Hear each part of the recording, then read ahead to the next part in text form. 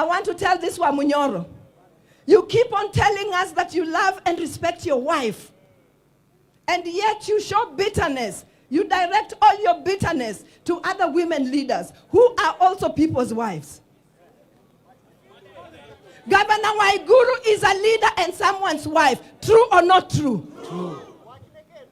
Governor Cecily Mbarire is a leader and someone's wife. True or not true? True.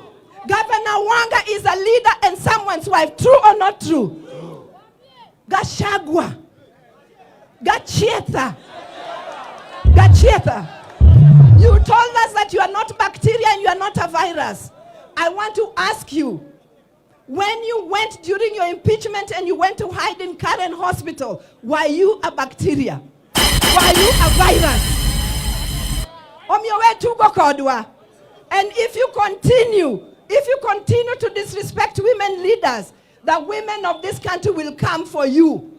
Don't tell me what they are going to do to you, but they will come for you, Gachagua.